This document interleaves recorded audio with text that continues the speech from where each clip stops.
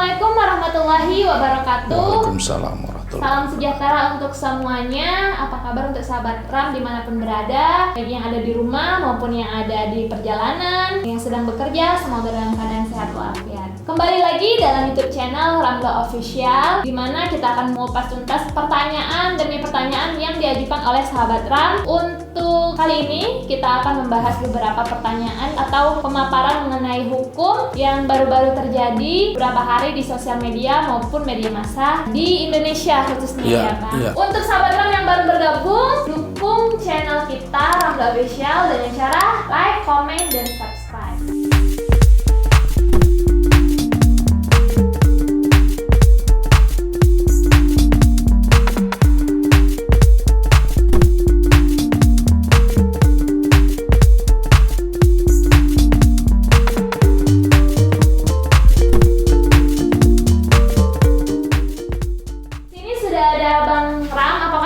Alhamdulillah, sehat-sehat pengacara. Alhamdulillah. Untuk minggu kali ini kita mau bertanya nih Bang, soalnya ada beberapa sahabat kan juga melontarkan pertanyaan mengenai pertanyaan detailnya, apakah bisa, apakah boleh seorang yang sudah meninggal dunia ditetapkan menjadi tersangka. Contoh kasusnya ini yang kemarin Bang, yang 6 laskar FPI ditetapkan tersangka dalam kejadian penembakan di tol Jagorawi. Nah, itu bagaimana itu Bang? Soalnya kan gimana nih Polri menetapkan bahwasannya 6 tersangka itu adalah orang yang sudah wafat gitu. Baik, terima kasih Bu Siti dan seluruh pemirsa dimanapun berada yang terus mengikuti channel YouTube Ramla Official dan bertanya tentang seputar masalah yang dihadapi dan masalah hukum yang berkembang kekinian. Berkaitan dengan ini memang menjadi perbincangan di kalangan praktisi hukum dan akademisi terkait dengan proses penetapan 6 laskar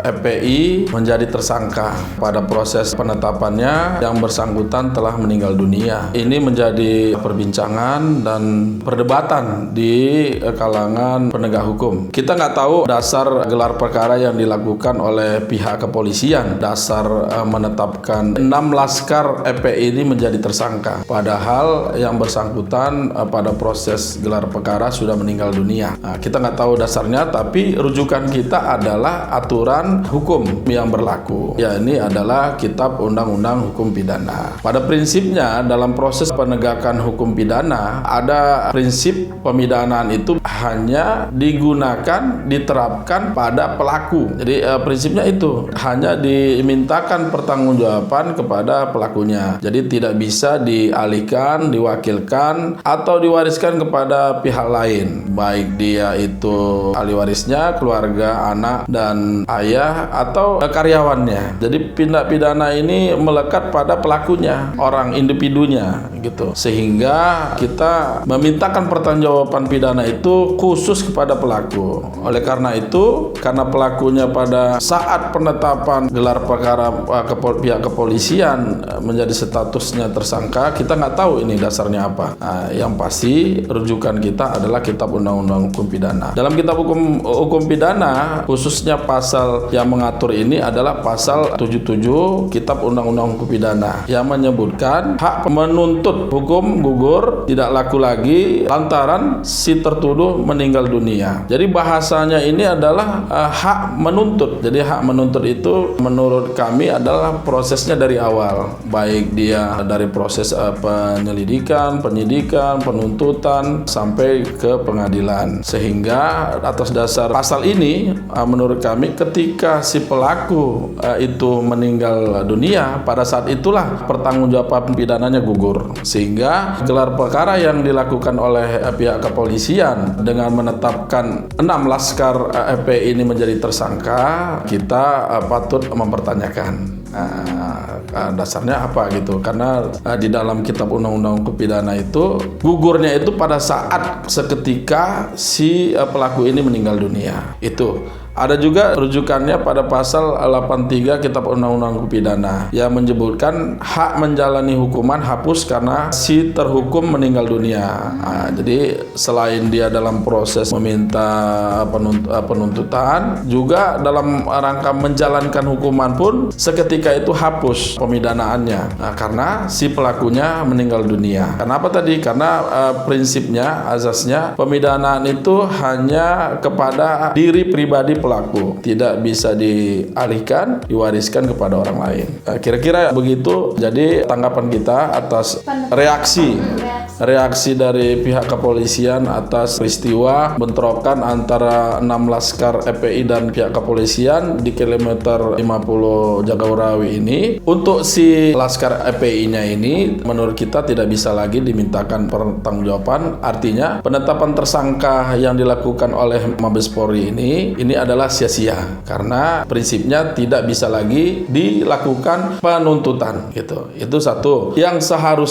kedua seharusnya yang lebih ditekankan adalah pihak kepolisian yang telah menembak. Iya, yang menyebabkan kematian dari 6 laskar FPI tersebut. Karena dari bentrok itu kita ketahui 6 laskar yang ditetapkan tersangka ini meninggal dunia. Oleh karena itu pertanggungjawaban yang bisa dimintakan adalah pada pelaku penembakan yang menyebabkan hilangnya nyawa 6 laskar ini. Ini yang harus diproses oleh pihak kepolisian agar masyarakat bisa melihat itu tadi seperti apa kira-kira pertanggungjawaban pidana kepada seluruh unsur yang terlibat dalam bentrokan itu. Jadi bentrokan itu kan dua pihak, baik dari pihak laskar FPI dan pihak kepolisian. Faktanya dalam bentrokan itu hilang 6 nyawa laskar FPI akibat tembakan dari pihak kepolisian. Nah, ini harus dimintakan pertanggungjawaban pidananya. Nah, ini yang harus dijawab oleh kepolisian. Oleh karena itu rekomendasi kita atas peristiwa ini, pertama, untuk penetapan 6 tersangka ini pastinya tidak bisa ditindaklanjuti karena seketika pada saat pelakunya meninggal maka gugurlah pertanggungjawaban pidananya. Yang kedua, baiknya pihak kepolisian menindaklanjuti laporan atas kehilangan nyawa 6 laskar FPI ini dengan memintakan pertanggungjawaban terhadap pelaku oknum polisi yang menembak 6 laskar FPI. Tapi ini ada juga ketentuan lain yang bisa kita cermati berkaitan dengan tindak pidana lain. Contohnya tindak pidana khusus ya. Nah, tindak pidana khusus apa itu? Misalnya tindak pidana korupsi. Pada proses penuntutan, pemidanaan atau upaya hukum lainnya si pelaku ini meninggal dunia, maka terhadap pelakunya gugur pemidanaan, akan tetapi bisa dimintakan pertanggungjawaban perdata apabila real atas perbuatannya merugikan keuangan negara, bisa dimintakan pertanggungjawaban secara perdata. Jadi pihak misalnya KPK ya, pihak KPK bisa melimpahkan perkaranya kepada jaksa penuntut umum untuk mengajukan gugatan ganti rugi atas perbuatan pidana yang dilakukan oleh pelaku tadi. Gitu. Berarti kalau perdata dia tidak serta-merta terhapus ya? Ya. Beda dengan pidana itu perbedaannya ya. Untuk sahabat Trans, semoga penjelasan tadi menjadi ilmu baru mengenai ilmu hukum, dan sahabat yang sudah bertanya terima kasih. Untuk sahabat yang lainnya yang mau bertanya boleh banget untuk tulis aja pertanyaannya di kolom komentar Ramla Official atau melalui Facebook, melalui Instagram maupun melalui WhatsApp Ramla Official. Jadi untuk sahabat-sahabat yang baru bergabung juga terus dukung YouTube channel kita dengan cara like, comment, dan subscribe, juga share ke sosial media teman-teman supaya kita semangat ya Bang. Jadi ternyata antusias dari teman-teman ini bagus, jadi kita juga semangat untuk mengedukasi ilmu-ilmu yang lainnya gitu. Sampai di sini, sampai ketemu di YouTube channel selanjutnya. Salam Cakrawala.